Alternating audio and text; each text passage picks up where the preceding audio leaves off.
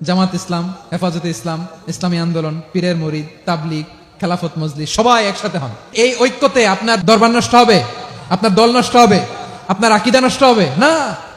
আমার মাথার তাজ সম্মানিত ওলামায়ে একরাম, এই 10টা কমন গ্রাউন্ডে যদি এক হন, আপনার আকীদা নষ্ট হবে। আপনার আকীদা আপনার, আমার আকীদা আমার, আপনার দল আপনার, আমার দল আমার, আপনার পলিসি আপনার, আমার পলিসি আমার। প্রথমেই আমি এদেশের সম্মানিত আলেম সমাজকে বিনয়ের সাথে অনুরোধ করব, আসুন আমরা ঐক্যবদ্ধ হই। আজকের এই পেকুয়ার ঐতিহাসিক তাফসীরুল কোরআনের প্রোগ্রাম থেকে আমি সম্মানিত আমার মাথার তাজ ওলামাদেরকে জাতীয় ঐক্যের আহ্বান জানাই। পেকুয়ার এই ঐতিহাসিক তাফসীরুল কোরআনের প্রোগ্রাম থেকে আমি আমার সম্মানিত রাজনৈতিক ব্যক্তিবর্গদেরকে জাতীয় ঐক্যের আহ্বান জানাই। অনেক হয়েছে আর না। আধিপত্যবাদকে রুখে দিতে হলে, বাংলাদেশের বিরুদ্ধে যে কোনো ধরনের ষড়যন্ত্রকে রুখে দিতে হলে জাতীয় ঐক্যের কোনো বিকল্প নাই। চিল্লায় বলো ঠিক কিনা? আর কাদা ছড়াছড়ি করবো না ইনশাআল্লাহ। বলেন আল্লাহুম্মা ফাশহাদ। আল্লাহ তুমি সাক্ষী থাকো, আল্লাহ তুমি তৌফিক দাও। আওয়াজ করে পড়েন আমিন। আর একে অন্যকে কাফির বলে গালি দিব না, ঠিক কিনা বলেন? রাজি আছেন? ধ্বংস করে দিয়েছি আমরা আমাদেরকে। আপনারা হালাকু খানের নাম শুনেছেন? মঙ্গল অধিপতি হালাকু খান বাগদাদের আমাদের বিশাল দারুল হিকমা লাইব্রেরিকে ধ্বংস করেছে। 10 লক্ষ মুসলমানদেরকে কচুকাটা করে গণহত্যা করেছে। জানেন, আমাদের সভ্যতা সূতিকাগারের কেন্দ্রবিন্দু ছিল বাগদাদ। ইরাকের বাগদাদে যেদিন সে রক্ত নিয়ে হোলি খেলা করে, রক্তের হোলি খেলা যেদিন হয়, ওই দিনও বাগদাদে বাহাস চলতেছিল। আমাদের বাহাস কি চলতেছিল? আপনাদের এলাকায় বাহাস আছে? এই প্রচলিত বাংলাদেশে যে বাহাস, এটার সাথে ইসলামের কোনো সম্পর্ক আছে? এই পর্যন্ত বাহাসের পরে পরাজয় বরণ করছে এরকম কোন দল আপনারা পাইছেন? আমি পাই নাই। প্রত্যেক দলই বাহাসের পরে সংবাদ সম্মেলন করে বলে আমরা জয়লাভ করিয়াছি, ওনারা পালাইয়া চলিয়া গিয়াছেন। আছে না নাই? কারণ সত্য জানার জন্য, সত্য মানার জন্য আসে না তো, নিজের জ্ঞান জাহির করার জন্য বাহাস করে। বিপক্ষ দলের আলেমকে ছোট করার জন্য বাহাস করে। এই বাহাসের স্থান ইসলামে নাই। চিল্লায় বলো ঠিক কিনা? এই সমস্ত বাহাসের দিন শেষ। ঐক্যবদ্ধ হওয়ার বাংলাদেশ। প্রিয় ভাইরা, হালাকু খান সে দারুল হিকমা লাইব্রেরি জ্বালিয়ে পুড়িয়ে এই সব দামি দামি বইগুলো, আমাদের দামি দামি ঐতিহাসিক তুরাসি ক্লাসিক বইগুলোকে দজলা নদীতে ফেলেছে। পুরা দজলা নদী কালো হয়ে গিয়েছে। 10 লক্ষ মুসলমানকে গণহত্যা চালিয়ে এই রক্তের বন্যা যখন দজলা নদীর পানিতে মিশে গিয়েছে, দজলা নদীর পানি লাল হয়ে গিয়েছে। যেই দিন বাগদাদে গণহত্যা চলে, ওই দিনও বাগদাদে বাহাস চলতেছিল। কিসের বাহাস জানেন?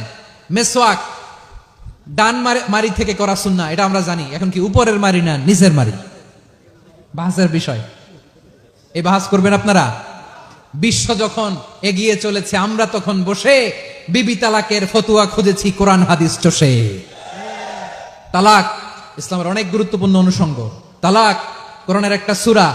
কিভাবে তালাক হবে না হবে আমাদের ফোকাহায়ে একরাম, আমাদের আকাবেররা সব বলে গিয়েছেন, সব জানা। আপনি হয় এটা মানবেন, নয় ওইটা। ওইটা নিয়ে বাহাসের দরকার নাই, ওইটা নিয়ে মারামারির স্থান ইসলামে নাই। আওয়াজ করে বলেন ঠিক কিনা? এখন পেকুয়ার ভাইরা, শেষ কথা বলি, আওয়াজ করে বলেন আমরা ঐক্যবদ্ধ হতে চাই কি চাই না? চান? এই যে আমি বিনয়ের সাথে আলেম সমাজকে জাতীয় ঐক্যের আহ্বান জানালাম, এটার সাথে আপনারা সংহতি প্রকাশ করেছেন? বিনয়ের সাথে আজকের এই পেকুয়ার ময়দান থেকে আমাদের রাজনৈতিক নেতৃবৃন্দদেরকে জাতীয় ঐক্যের আহ্বান জানাই, আপনারা সংহতি প্রকাশ করেছেন? এখন এটা রোড ম্যাপ কি, কিভাবে আমরা ঐক্য প্রক্রিয়াতে এগিয়ে যাব? শেষ কথা বলি, একেবারে সহজ। আমাদের ওলামা মাশায়েখদেরকে, আমার মাথার তাজ, তাদেরকে আমরা বলি, এই যে আমরা ঐক্যবদ্ধ হই নাই, আমরা কি বড় কিছু অর্জন করে ফেলছি? বলেন, আমরা কি খুব পাওয়ার সম্মানের জায়গায় আছি? খুব স্ট্রেংথের জায়গায় আছি? তো কিছুই তো নাই। আপনি ঐক্যবদ্ধ হইলে সমস্যা কোথায়? এমন তো না ঐক্যবদ্ধ না হওয়ার কারণে এতদিন আপনার অনেক কিছু ছিল, ঐক্যবদ্ধ হলে আপনি হারাবেন, এমন তো না। তো কিছুই যেহেতু আপনার নাই, আমার নাই, ঐক্যবদ্ধ হলে আমরা সমস্যা কোথায়? ঐক্যবদ্ধ হয়েই দেখি না, ঠিক কিনা? ঐক্যবদ্ধ হওয়ার দুইটা ওয়ে। রাজনৈতিক ঐক্য কিভাবে হবে? রাজনৈতিক সম্মানিত নেতারা ঠিক করবেন। আলেমরা কিভাবে ঐক্যবদ্ধ হবেন? শেষ কথা বলে শেষ করছি, খুব গুরুত্বপূর্ণ। This is the punching line. এদিকে তাকান।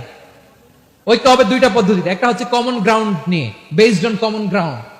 যেমন ধরেন, আমরা নামাজ কায়েম করতে চাই, জামাত ইসলাম এই কথার উপর একমত আছে না নাই? নামাজ কায়েম হোক, একমত না জামাত ইসলাম? হেফাজত একমত না? ইসলামী আন্দোলন একমত না? তাবলিগের ভাইয়েরা একমত না? পীরের মুরিদেরা একমত না? আপামর তাওহীদি মুসলিম জনতা একমত না? তাহলে নামাজ কায়েম করতে হবে, এই কমন গ্রাউন্ডে আমরা সবাই একমত, ঠিক কিনা? যাকাত আদায় করতে হবে, সবাই একমত, ঠিক কিনা? নারীদের পর্দা করতে হবে, শালীন পোশাক পরতে হবে, একমত সবাই, ঠিক কিনা? বৈষম্য বিরোধী বাংলাদেশ চাই, সবাই একমত, ঠিক কিনা? মেরিটোক্রেসি, মেরিটোক্রেসি, আর কোন মামা চাচার ফোনে পদ দিলে হবে না, মেধার ভিত্তিতে সবগুলো পদ ঠিক করতে হবে, চিল্লায় বলো ঠিক কিনা? আমরা একমত না? স্বাধীনতা সার্বভৌমত্বের প্রশ্নে আমরা সবাই একমত, ঠিক কিনা? আমার নবীরে গালি দিলে রাষ্ট্রীয়ভাবে সর্বোচ্চ শাস্তি তার নিশ্চিত করতে হবে, ঠিক কিনা?